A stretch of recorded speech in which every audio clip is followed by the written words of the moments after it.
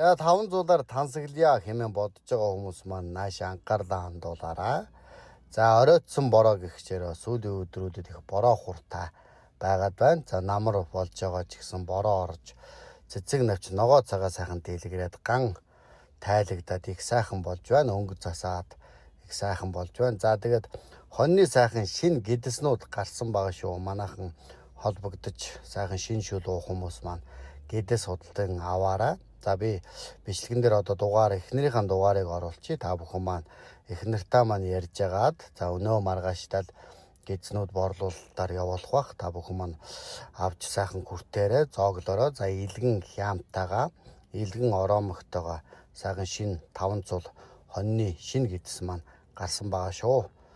За тэгээ энэ сайхан гэдсээ одоо Монгол зоогоо сайхан угаад шөлөөн хүртэл хөлсөн гаргаа сайхан алжаалан тайлж дархлаагаа нэмээрэй гэж та бүхэнд хүсэж байна.